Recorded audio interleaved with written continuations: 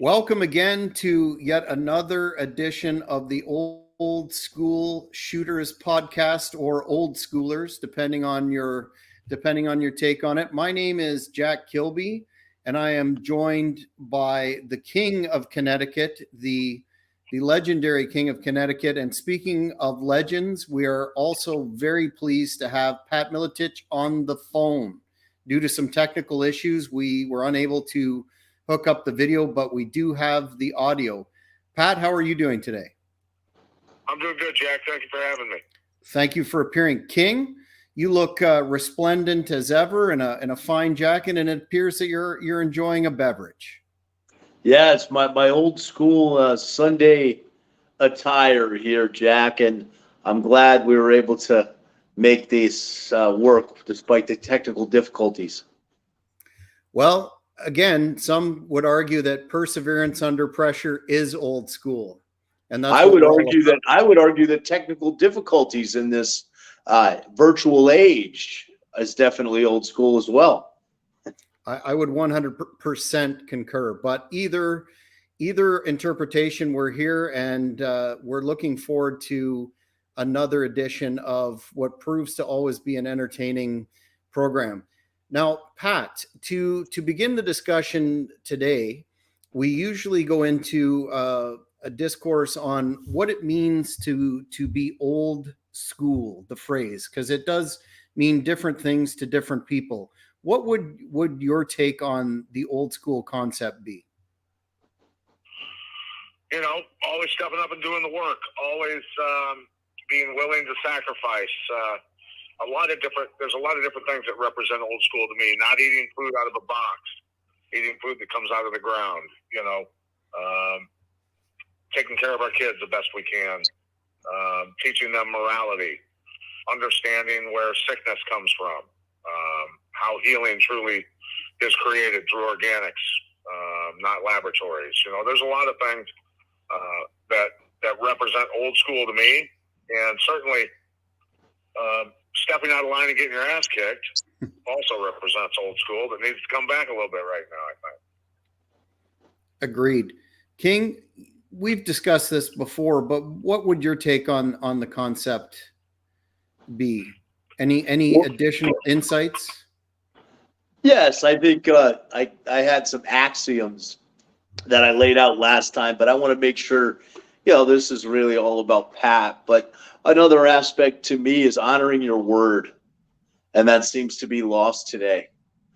And also, this is another axiom that I had on the last show was don't tell people more than they need to know. The youth now, and I've scolded my own child on this, is putting it all out there. It's really a lot of things that are none of anyone's business. Handle your own business. But, with Pat, something that he's told me that is the epitome of old school, and I think the Hannibal TV fans are going to love to hear about this, is Pat's great uncle, who was a barnstormer in the carnivals and a hell of a combat sports athlete, as Pat was. And I also want to, before I ask Pat about that, I just want to let the fans know that in my view, I don't think there's anyone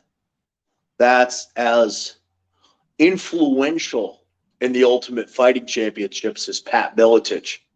And the reason I say that is you have guys that were great coaches. Your Greg Jackson's, my good friend and old coach Eric Paulson, who was champion in Shooto but never competed in UFC. Guys like Matt Hume from Pancras, they were influential, but I would argue not to the degree as coaches as Pat Miletich was. He had all the belts, and Pat was a UFC welterweight champion. There's really no one, in my view, that was as influential from that company, from the UFC, from that fight promotion as Mr. Miletich. But the great, fascinating stories about Pat's lineage. So, Pat, I'd just like to, if you could tell the folks about your great uncle. Yeah, sure. I appreciate it, Matt. Thanks for the kind words. So Johnny Miletich is his real name. When he was boxing, so he left Albany, Iowa, went to Detroit before the start of the Depression, and was working in the Ford auto plant in Detroit when the Depression hit. A lot of guys obviously lost their jobs, and so he decided to go back into what he already knew how to do, boxing. He had boxed in Iowa when he was younger. And so anyway, started boxing. And back then, in the amateurs anyway, they fought for certificates that gave them, $10, $15, $20, $25 worth of groceries. And so they fought for food, literally, during the Depression. And so when he was an amateur, he and Joe Louis actually fought as amateurs and knocked Joe Louis down 7 times in 3 rounds. Of course, they were amateurs, so it was before Joe became pro and my uncle became pro. But then my uncle made it to the 1932 Olympic boxing team. Pretty cool story about that, where he and 3 of his buddies from the Detroit Boxing Club at the time drove to L.A., all the way to L.A. from Detroit, and along the way got flat tires on all 4 tires, arrived in L.A. on the rims, what was left of them, and my Uncle Myler, he changed his name from Miletich to Myler for his ring name so that his mother didn't know he was fighting. He didn't want his mom to know, and she kind of frowned upon that stuff. So anyway, some wealthy guy who was out there after my uncle had made the team put 4 new rims and tires on their vehicle. We got to mind, this was back in, 1931, before the Olympics. So you can imagine the car that they were driving. And so they ended up driving back to Detroit. But anyway, he did fight Maxie Rosenblum twice for the world title. Actually had a draw and a split decision loss. Both times the crowds rioted because my uncle beat the shit out of Maxie Rosenblum, but the Mafia ran boxing back then, so Maxie was their champ, so to speak. So anyway, but he would go to carnivals and fairs and things like that, and the carnival strongmen, the Terrible Turks back in the day, all that sort of stuff, the catch-as-catch-can wrestlers and fighters and stuff that they would do their feats of strength and then challenge someone in the crowd to come up and either wrestle them or box them. And so my uncle would kind of travel around and hone his skills on these guys and beat the tar out of them after they'd ask him to, after they'd ask for volunteers to come up and see what they had, so to speak. So yeah, he's an interesting guy. I remember him from family reunions and things like that when I would go down to Southern Iowa, and he was a guy that he was a big guy, 6'2", I think, but you could tell he had a lot of scar tissue on his face. They fought with those old leather gloves with I think it was horsehair that they used as stuffing back then, and so he had a lot of scar tissue on his face. Nose was real flat, pretty rough looking character, but he was a law enforcement officer after he retired from fighting, and then loved his vegetable gardens and his flower gardens, and that's what he did. As he got older, he just that whole warrior in a garden saying comes to mind with him, right? Yeah, that's awesome, Pat. You mentioned how he used to barnstorm the carnivals, and one of my old coaches and mentors, a man who it's like a second father to me. He did the forward along with Gene LaBelle for the Rough and Tumble book Eric and I did, was Billy Wicks, and someone that I've showed some of the techniques that I learned from Pops, as we affectionately called him. I was more trained with Glenn Dehart, Adam Dehart's father, but Adam dedicated his win in Legacy to Pops, and I think it was shortly after Pops had passed away. And you called that fight, and you did such a tremendous job calling the action. I mean, and I can't say enough about how much we all appreciated that, and also as a great broadcaster. And I wanted to thank you again for that. I thank you for that in the past. But you also can't forget that Pat Miletich, you're also an outstanding broadcaster, and I've always wanted to call fights with you. Jack is going to be airing some fights from a couple shows that I called with American Psycho Stephan Bonner, and that's always been part of one of my bucket lists was to get to call the action with you. We've never been able to make that happen. Well, look, there's still time.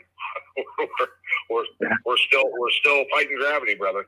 But no, with Billy Wicks, that lineage and stuff. I think it's important to remember where this knowledge came from. The lineage of people that have passed the knowledge down to others. It's super important to remember that history, the history of American combat sports, American grappling, catch hand wrestlers, all of that. There's just so much that has been kind of washed away by, the jiu-jitsu, Brazilian jiu-jitsu mindset, so to speak, that, people don't realize how legendary, a lot of these guys were. I've got old books from the 20s and before, with the Earl Ledermans and stuff like that, with doing, picture by picture how to submissions in these books, man. And they're hitting very complex submissions that, a lot of modern day grapplers discover and give it a name. Like I never stumbled upon a submission and decided I was going to call it the Miletich. A lot of these guys, will give it a name, and because they're the ones that discovered it. The human body hasn't changed in thousands of years. These submissions have always been around. It's just people rediscover. Oh, there's a heel, and there's a different way to manipulate it. That sort of stuff. Yeah, that's funny because I just I've been coaching for Fighting Edge here in Florida, in Titusville. A guy you'd love, his gym, an old timer named Phil Collins. He came up with Don the Dragon Wilson and Donnie Hare, and trained quite a bit with Gokor and Gene LaBelle. And I showed a technique that I call a top wrist lock out of a cradle, and I just posted, because I'm always promoting our book around the holidays, that a lot of people don't realize the name that BJJ uses, the Americana. Holes Gracie learned that move from a American wrestler, Bob Anderson, and Bob, called it the top wrist lock. And Holes, because Bob was American, he named it the Americana. And the Kimura, named after Masahiko Kimura, who broke Elio Gracie's arm with that hold, the double wrist lock. So absolutely, there's such a rich history, and all this stuff, obviously, but the fans don't. And it's great that we have outlets here like the Hannibal TV, Canada's top combat sports podcast. One of the missions here with Jack Kilby has been to really educate the fans and raise their combat sports IQ, right, Jack? Oh, absolutely. It's a branch of the channel that we're excited to be engaging in more partnerships with, including yourself, Jake Shannon, and of course to have such an esteemed UFC Hall of Famer on our program is a great honor. But speaking of which, I have a fan question for Pat. Pat, have you heard the rumor of World Wrestling Entertainment wanting to purchase the UFC because of competition from the UFC? That was from Alex Commentaries. I've actually not heard that. I wouldn't doubt that something like that could potentially happen. But I mean, the UFC was purchased for what, $4 billion several years ago. I'm not sure what it is worth today. I'm sure they probably would price it, much more than $4 billion now, given the people that are involved with it. But Yeah, I don't know. I don't know which one's worth more. Is WWE worth more than the UFC now? I haven't dug into that. That's not the kind of research that I generally do. I'm doing research more on other things, but that would be something that somebody should probably look into. Which one's worth more? Probably WWE, but ultimately, I've not heard that at all. But I certainly wouldn't doubt it. Well, they certainly WWE certainly has the multimedia partnerships and streaming service on Peacock in the United States that is certainly generating a lot of revenue. Just as a side note to that, I'm wondering as to your thoughts on the state of UFC today and other organizations with television deals such as Bellator and the leadership of Dana White and the UFC, and what do you see the future holds in terms of mixed martial arts on a more commercial, widespread level in order to reach the casual fan? I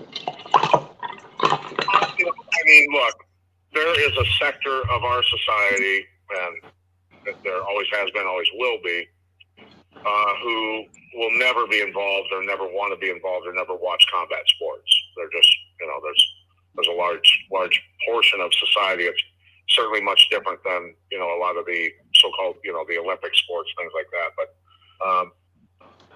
I see the UFC as it's gotten to a point where they have so many small organizations on, UFC Fight Pass. They have the UFC training facilities. Their facilities specifically in Las Vegas, where a lot of fighters go to train for their fights. So I think it's a little bit too much control from top to bottom, from fighters to their training to almost management, sponsorships to the end product. It's a little bit overbearing for me. Not, the sport in my mind was, best way to put it, the most independent sport for athletes, the most free sport for athletes, because athletes, you have your destiny in your own hands, so to speak. You could get your own sponsorships, make as much as you wanted to or as much as you were capable of on your own. But there's so much control now that, I think that ONE FC in Asia is one that I particularly like to root for, because they're obviously competition. Not because I dislike the UFC, but because competition needs to exist. And then in terms of Bellator, back in the day when I was calling fights for Strikeforce and I was an integral part of Showtime Sports Broadcasting, they had talked to me about, what I thought about bringing Bellator on board. And at the time, Bjorn Rebney was the head of that. I said, I don't think you want Bellator with Bjorn attached. Having talked to all the employees at Bellator, a lot of them, they, if they could have gotten other jobs that paid, decently well and in the industry, they would have left Bellator immediately, just because Bjorn was not somebody they enjoyed working for. But more than anything, also the Bellator name had been kind of joined to, I guess, like the never-ending tournaments, right? So even if you won a title and held the title for a certain amount of time and lost the title, well, now you were suddenly back in a tournament, and that didn't really make sense to me, because you want to use a tournament to establish your champion. Oh, sorry guys, a wreck almost happened right in front of me. But when you're a champ and you've earned that right to wear that belt, and then get thrown back into a tournament after losing it, didn't make sense. And so I don't know if they're ever going to gain traction correctly. I told them that they needed to have a new name, and I actually wrote a concept, an MMA concept, to steal back half of the marketing the Google search power from the UFC, and they wanted to go with it actually at Showtime, but they'd been burned so badly by several MMA organizations selling out and bankrupting themselves that Showtime decided to go back into boxing at the time. So it's just, I don't know. It's a weird time in the sport with the with the UFC certainly garnering all the power right now. King, as a pugilist yourself, you may want to pose that fan question. Did you see it for Pat? I'm old school, and my eyes are old school. I don't have my prescription glasses on. I can't read the question.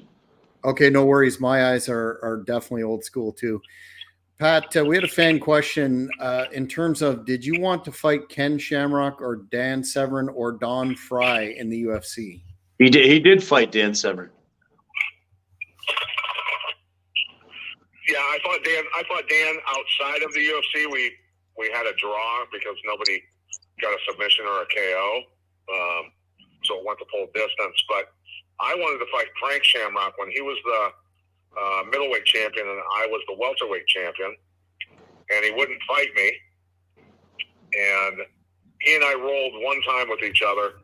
And I physically could control him pretty easily. And I felt like there was nothing he could do with me standing up boxing wise. And I think he might have thought the same thing because he absolutely refused to fight me. And even when we were doing commentary for Showtime, I said, Frank, we should do just a Legends fight, make some good money. And he just wouldn't do it. He wouldn't do it. So I gave it a shot with Frank. I really wanted to fight Frank. What are your thoughts in terms of because the Hannibal TV, of course, has a huge investiture and library and pro wrestling content, but wanted to know your thoughts on wrestlers that have crossed over and competed in mixed martial arts, be it Brock Lesnar, of course, and Jack Swagger, Hager, and then those that have gone from mixed martial arts primarily over into pro wrestling. Do you think that works? I mean, it's obviously a draw, but how do you feel about that concept or those concepts as a purist of the sport? It's interesting. I think it comes down to going from mixed martial arts into pro wrestling is certainly personality, athletic ability. There's a lot of MMA guys that they're great athletes, but they're athletically not suited for, pro wrestling, so to speak, right? They don't move maybe as aesthetically pleasing enough as people would want for pro wrestling, right? Pro wrestling is to be able to do that and make it look good is so difficult, and the only reason I know that is because as a kid, I was a big pro wrestling fan. I mean, I'm old enough to, superstar Billy Graham and, the Bruiser and the Crusher and, Ivan Von Roschke. There was a lot of those guys that I was a fan of. So when I was a little kid out in the schoolyard with my buddy, Mike Wolf from American Pickers, I don't know if you've seen that show. Absolutely. So, he and I and some of our other friends and his brother, we'd be out there emulating pro wrestling moves all the time, right? And we of course, as kids, were wrestling in, amateur wrestling tournaments and wrestling for our schools and stuff like that. But, we're out doing that stuff, and it's not easy. We got hurt doing that shit. And so there's a lot of MMA guys that don't have the personality for it and don't have the athletic ability for it either. So it's just, I think it's just that, really. Yeah, so Jack, I brought friends from MMA to professional wrestling, and I want to encourage people to watch Legends and Vixens if you haven't. You want to talk entertaining when I teamed with Gina Carucci against Stephan Bonner in the Buns of Deception, the Buns of Distraction and Satisfaction, Summer Steel. That's here on the channel, very popular tag team match.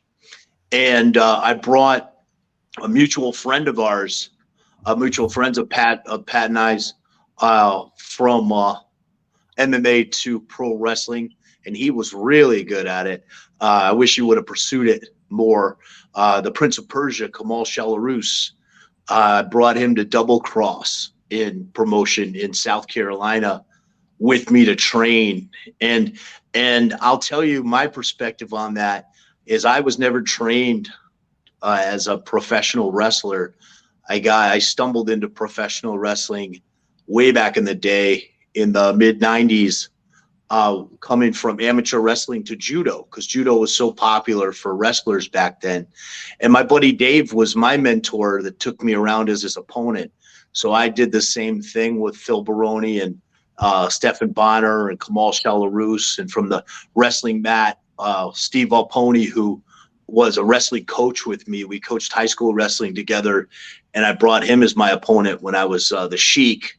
And I'll tell you, especially amateur wrestlers, MMA fighters, but especially amateur wrestlers, have the best professional wrestling matches if they have the right opponent. Because I'll tell you, you know, the old saying that Billy Wicks told me, he said, you told those people there's nothing that I do in that ring to my opponent that I can't do to all the fat slobs that are paying to see me. And it's what professional wrestling needs right now, which is why I'm excited that I'm broadcasting for Shoot Pro Wrestling for Jake Shannon's organization, which has some UFC fighters and some high rollers, grapplers, and others competing in it, because it's a shoot, but it's under pro wrestling rules. And in that regard, you know, Pat and I've been talking about this for the last 7 years or so since I had my old show. I know it's on his bucket list to get into the professional wrestling ring, and I think Great North Wrestling would be the place. So what location would that be? We're running a territory, restarting actually the territory in 2023 that covers Eastern Ontario into Quebec, as well as looking at expanding into Western upstate New York area and perhaps Michigan. Very interesting. So Matt, would I be your opponent or would I be your tag team partner? I don't know. I know you've always wanted to potato me in the ring, Pat. So I don't know. I think. I'd rather be your ally, Matt. All right, I'd love it, man. If we could have a tag team match up there, and I know how about maybe against the Real Shooters, Phil Baroni and Stephan Bonner, the team that I brought into pro wrestling. Those guys turned on me. They gave me the old Pearl Harbor job, and I need to get my revenge. Well, I'd certainly assist you in that. I smell money. Just to circle back for a second in terms of mixed martial artists that have transitioned into pro wrestling, I would consider Dan the Beast Severn to be at the top of that pantheon. His style seemed to translate well in terms of being a real legit tough guy. And I'll start with you, King, because I know you're close with Dan. Why do you think his career was successful in that regard, and what it's so much. I got to cut you off because it's so much more than that. The way you're describing it, and no disrespect, Jack, I think you're describing it the wrong way. Okay. Pat mentioned Frank Shamrock. How was MMA created? How did MMA start in Japan? You've got to read the Rough and Tumble book that Eric Paulson and I did. It was Shuto. It was Pancras. It was rings. I would argue, and I interviewed Art Davey for the 29 year anniversary here on the Hannibal TV and Art, and I've heard Billy Corgan say this as well, that the #1 professional wrestling organization in the world today is the Ultimate Fighting Championships, because they're roots of the same tree.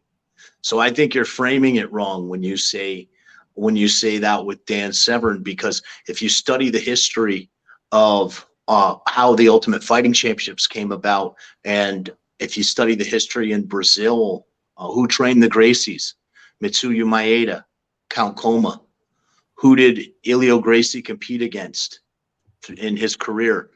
Valdek Sabisco, Fred Ebert, Masahiko Kimura, right? All from professional wrestling. So I think Jack, I think combat sports fans need to have a greater education about what the words professional wrestling mean, because I think they've been bastardized, over the years. 100%. That's interesting you say that, because I got brought on as an expert witness in a court case in New York City where one video game developing company was suing another because they had co-developed a pro wrestling video game, and they had signed a no-compete clause with each other not to go out and develop something that was similar. And so I was brought on to basically, it was when I was being cross-examined pretty feverishly, actually, in the courtroom. I was explaining that, a Kimura, a key lock, what I call it, topside wrist lock, whatever you guys want to call it, is all for, really, they're the same technique used for different reasons. If I'm using it in wrestling, it's to turn the guy over and put him on his back and get a pin. If it's in submission grappling, it is to get him to submit.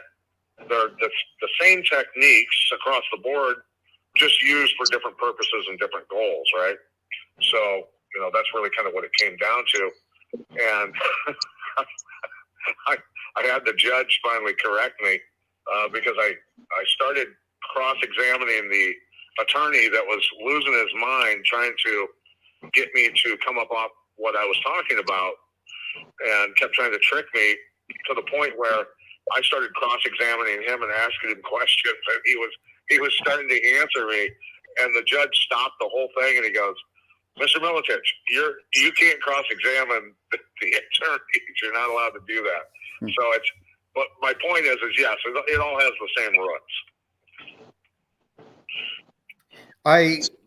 To go into a different direction for a moment, I recently heard you on another podcast where you were talking about the need to, and correct me if I'm using the incorrect nomenclature, but get back to basics in terms of, the way that folks in society are living. And you sort of touched on that at the start of this broadcast as an old school value. Could you expand on that just a little bit? Yeah, I mean, ultimately what it comes down to is a lot of, there's a lot of reasons things are going haywire in society. I mean, there's really a myriad of issues. A big part of it is our health, right? Our mental health, our physical health, hormonal health, that comes from, our soil being so destroyed from petroleum-based fertilizers and synthesized, glyphosate itself was an antibiotic originally. That's what it was patented, to be. So, people, their gut bacteria, their hormones, their bodies, the levels of obesity and sickness amongst Canadians and Americans is off the charts. So it's very tough to get back to any level of common sense and living correctly unless we can give people back their health. So, that's really kind of where it all starts. But, the digital age, the constantly being attached to your phone, social media, video games, all this. I mean, there's a lot of grown men that are addicted to playing video games, and that's not a good thing. But from there, again, if we can't give people their health, they're not attached to their intuition, they're not attached to spirit, they're not attached to any sense of really reason to be here, so to speak. I mean, the vast majority of Americans and Canadians go to work 9 to 5. Most of them hate their jobs. They get tidbits of information off the evening news, 30-second bites of this is what the truth is, which we can debate that till the cows come home. And they're just not living life the way it was intended. Certainly not for men. I mean, modernity has destroyed masculinity, period.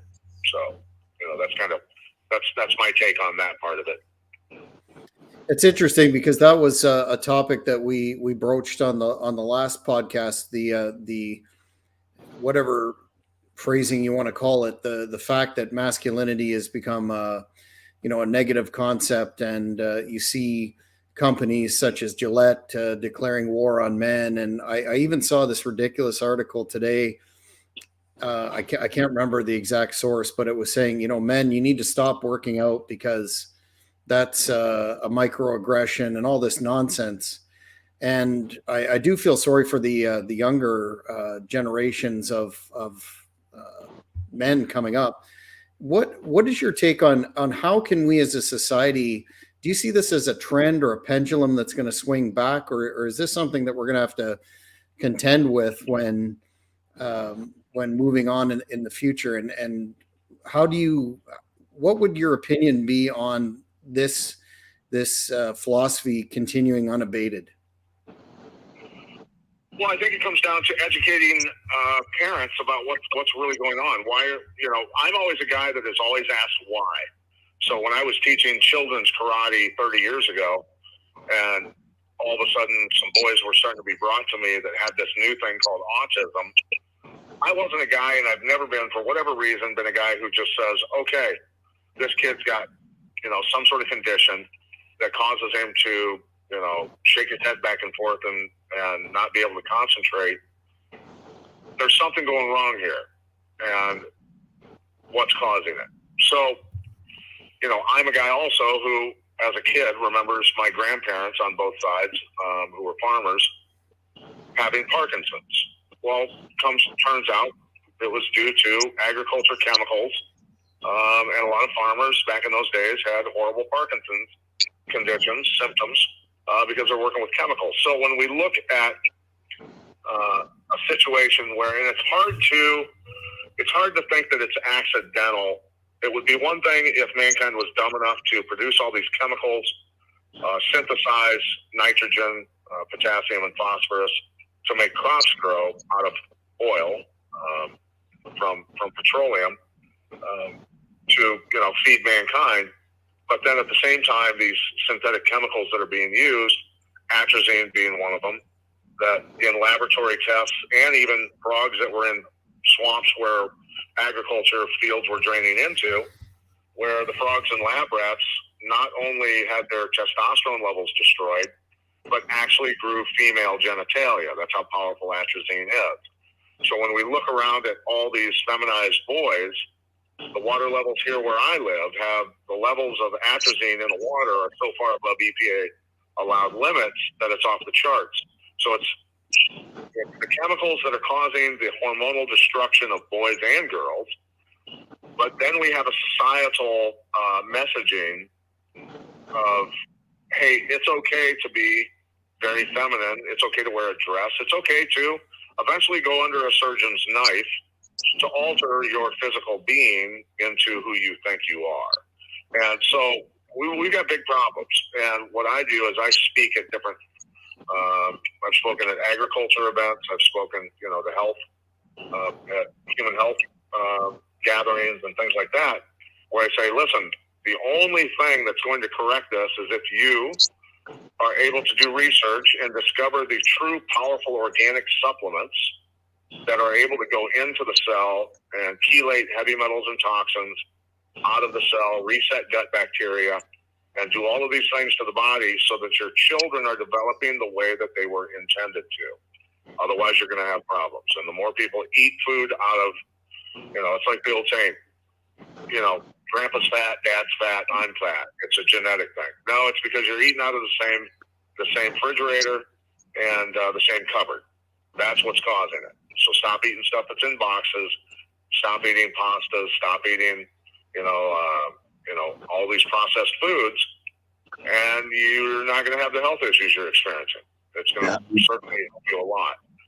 So that's really kind of the message that I try to get across to people, because we're dealing with school boards all across the country in the United States that are doing away with words like mankind. It's abolished from being used in public schools here in Bedford, Iowa. Mankind and policeman. And one of the school board members, is a policeman. And he voted for the abolishment of the word policeman. So that's the insanity. It's like the best way to put it is the patients at the asylum are now running the asylum. Yeah, it's like what would have been a comedy skit years ago is what our kids are. And I'll tell you, Pat. I want to. I've written a lot of comedy material based on the stuff that's going on today, including our school board. Yeah, I've said this before, Pat, and there are a couple things. First, I want to say, I've always been an outdoorsman. My dad just passed early this year, and I'm very active still in hunting and fishing. I've got wild turkey breast in the freezer for Thanksgiving.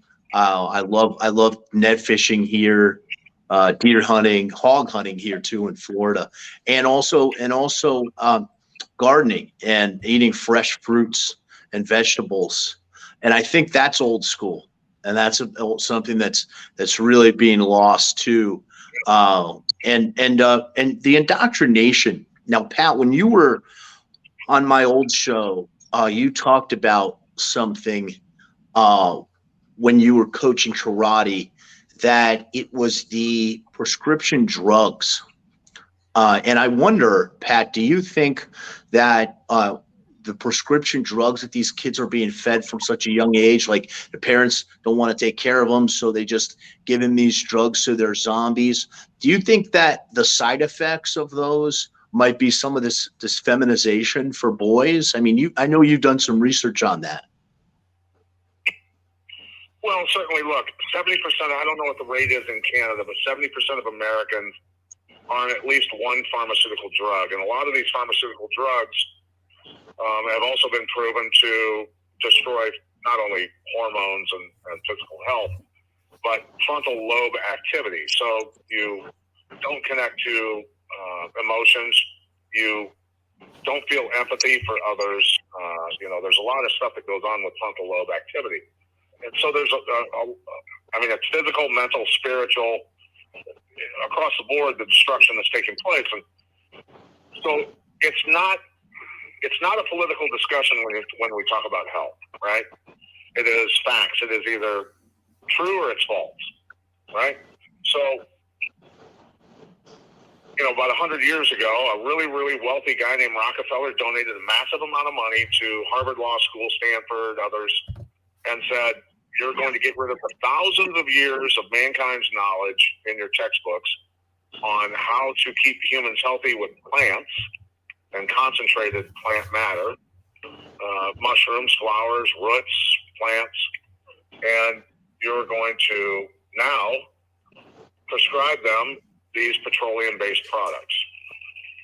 So scientists go out into the jungles and forests around the world, and they collect these plants and roots and flowers and mushrooms, and they take them back to their laboratory, and they isolate the molecules that actually are responsible for treating human sickness. And then they, in a laboratory, synthetically duplicate those molecules and put them in pills or whatever way they want to give it to you. And then they can patent that and make billions upon billions. They made, over $1 trillion since this pandemic started off of, synthesized molecule drugs.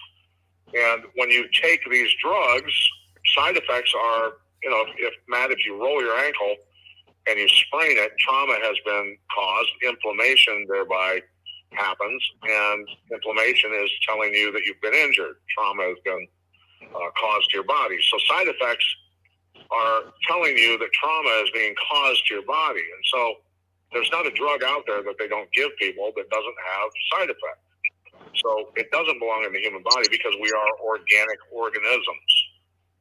And inorganic substances entering the body cause damage, and that's why you have side effects. So anyway, that's really where the big problems come from, is that humans are sick because of synthetic chemicals and heavy metals in their cells.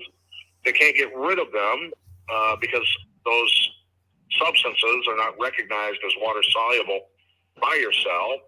So thereby you have to put organic substances into your body that will bond with those. And then your cell says, hey, that's water soluble, so I'm going to let that go. And it will pull those heavy metals and toxins out of you. So that's really the only way that people are going to find true health.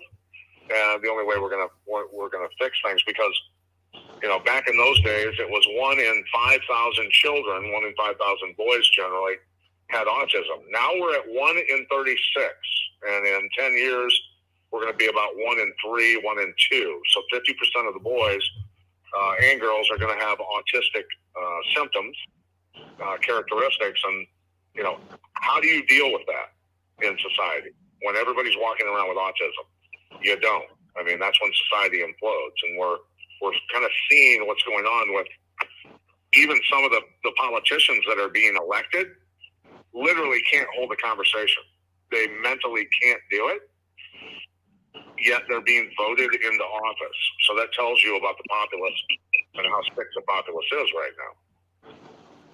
So given the fact that, these are very serious concerns and very, devastating potential impacts on society, it would appear incumbent upon people to, stand up and start making their views known. But then the pressure on even the remarks that you're saying now could be considered in some circles, highly inflammatory, et cetera, et cetera. What is the answer, or is there an answer for, Western civilization as a whole to reverse this trend, or at least bring some moderation to our culture? I think. Oh, go ahead, Pat. I don't know if the answer is it completely collapses, and the rebuild is where we spend our energy, to be honest with you, because things have gotten so out of control that, when you look at all the commercials that are on television and on the radio, it's all about, these drugs, right? That's all we see. And that's what keeps the lights on at any radio or television station, literally. So it's America, its largest GDP is healthcare at over $4 trillion a year. So imagine that. That's where think $4 trillion a year is spent on sick Americans. So we're at a point where people are so disconnected mentally, physically, spiritually, that even when you talk to these people a lot of times and put the facts down in front of them, they have a tough time even comprehending what you're saying. And I, case in point, have been over to my buddy's house from high school who's so sick. He has such severe symptoms of so many different things, yet he's on 20 different pharmaceutical drugs.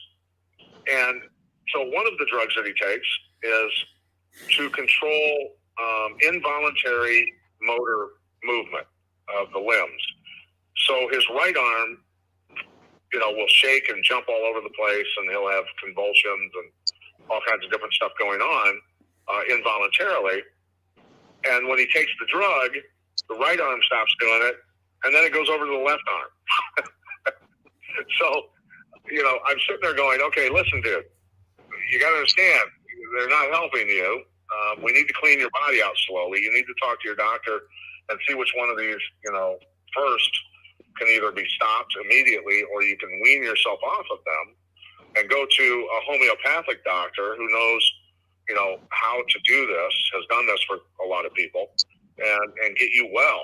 Because this is, it's very sad to see. It's very sad to see. And the only reason, I recognize these things is because I had a destroyed respiratory system from, my bedroom was in my mother's basement, and that foundation leaked every time it rained. So there was black mold everywhere. So it destroyed my respiratory system. And doctors didn't know what to do. They couldn't fix me. And so it was in my early 20s when I started doing some research and talking to people. And then one of my friends who was very knowledgeable in organics got me on some very powerful antioxidants. And in 10 days, my respiratory system was healed.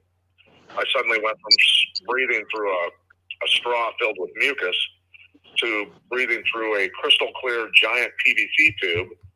And my endurance went through the roof, and I ended up winning a world title because of it. And then trained other world champions because of it. And had a career training law enforcement and military, and then a broadcasting career, just from that one discovery. So, that's why I try to educate people about this stuff, because it changed my life so dramatically. I don't know if I'd even still be alive had I not discovered that.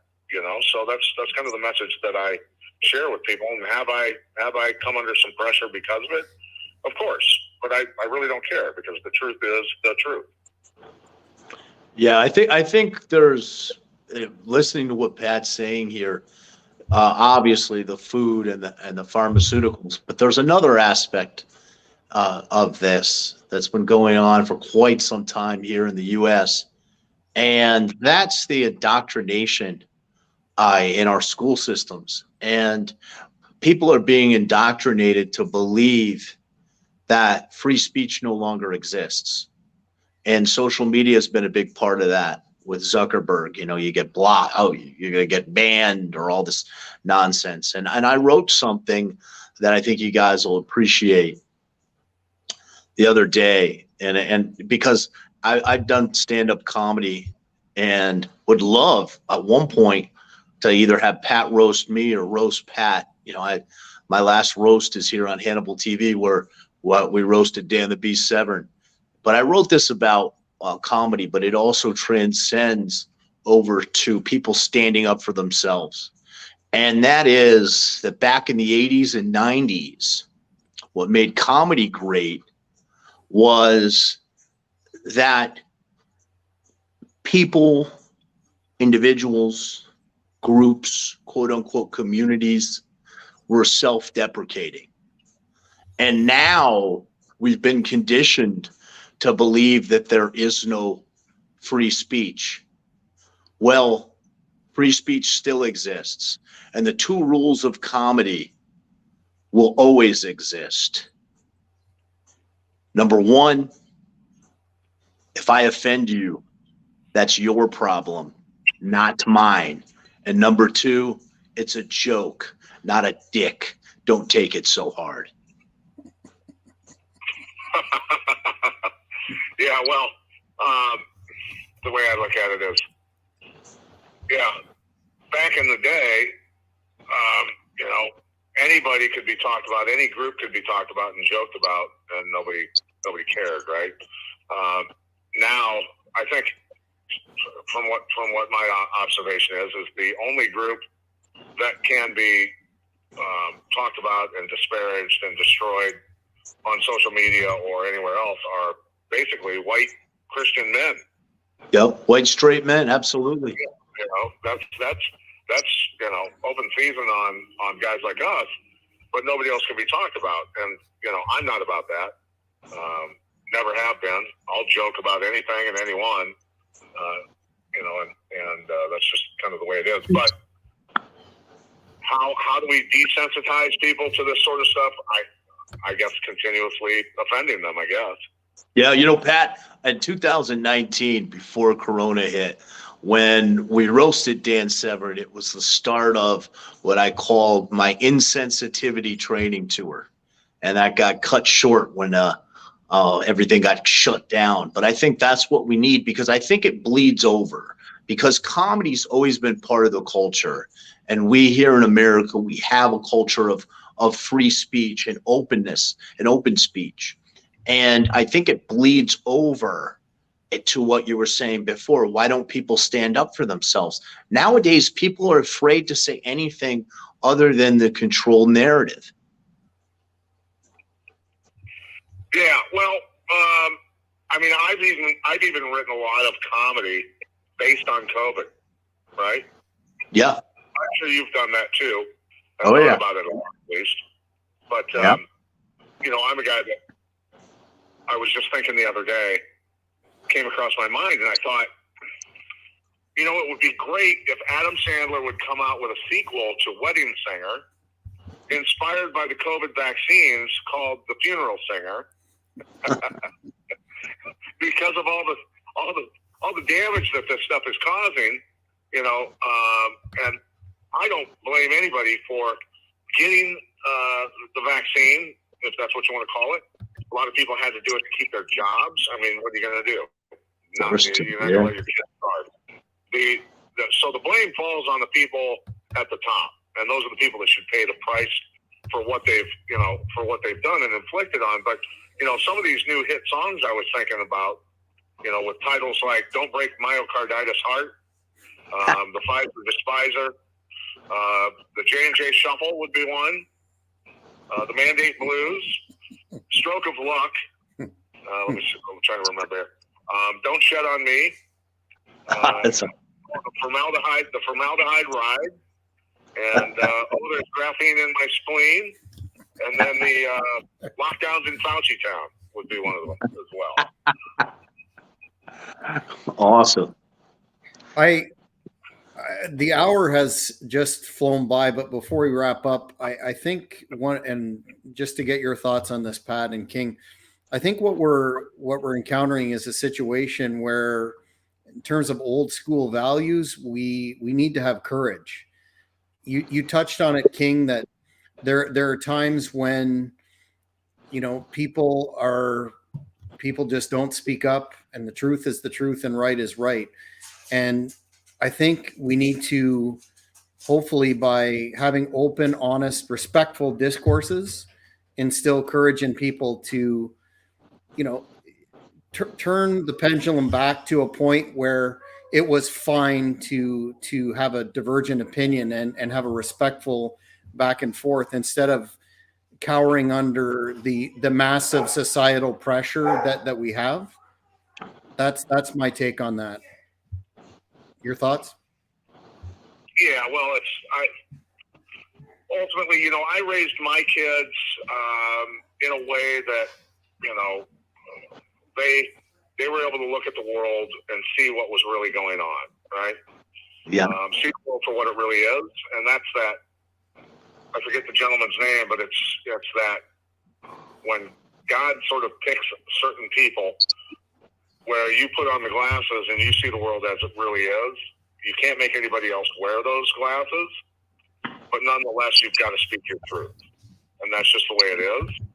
And the more we speak our truth, the more people are going to wake up and hopefully do the right thing and fight for their fellow man. And that's just the way it's got to be. I mean, I've never been one to keep my mouth shut when I see a problem, you know, and that's caused me a lot of problems personally. But ultimately, that's just not the way I'm wired. So hopefully that inspires others to speak out as well. Well, I want to thank you, Pat, so much for taking the time out of your busy schedule to be here on the second episode of Old School Shooters. And if you have any social media where people can find you or look you up to get more of your content, please lay it out now. Yeah, I appreciate it. We just got our Self-Defense Warrior podcast picked up on redvoicemedia.com. Really big platform, so we're really happy about that. And it is the modern day 360-degree view of asymmetrical self-defense, because modern man has a lot of issues and a lot of different ways that we're needing to defend ourselves, not just physically, but mentally, spiritually, financially, a lot of different areas, right? So people can. That's cool. Cool. So King, you know, I just had a thought. I'm sorry, Jack. I just had a thought with what Pat said. You know, I've been doing some grappling technique videos for the channel, and it would be awesome if, with the name of that show, if you guys wanted to advertise it on the Hannibal TV. I think Jack and the Hannibal would be honored to have a technique or two from the legendary Pat Miletich. Absolutely. Yeah, it'd be fun. I would be happy to. Yeah. So, King, where can people find you, sir? Well, you know, Jack, it's old school. I don't really use Twitter much. Facebook and MySpace, of course. But just joking with the MySpace. Tom never gets his just due, though. Tom didn't try to censor us as his counterpart, Mr. Zuckerberg, has. But it's just Matthew J. Granahan Facebook. I keep my Instagram more private, so that's the best place to find me. And if anybody wants to buy a book directly from me, a signed Rough and Tumble book for the holidays, DM me on there, MatthewJGranahan. And thank you, Jack. I really appreciate it, and great to chat with Pat. Always a pleasure. Well, Thank you, guys. I appreciate it. We've come to the end of another episode. Looking forward to future ones. And until that time, King, can you hit the tagline? Oh, yeah. Silver Sages, spreading knowledge to the younger ages. And you see, I'm 100% silver these days. And I need to get better glasses because I couldn't read those fan questions. I was trying my best. I couldn't do it. Well, you did a great job. Thanks again, fans, and we'll see you next time. And thanks again, Pat. Bye-bye, everybody. Thanks, guys.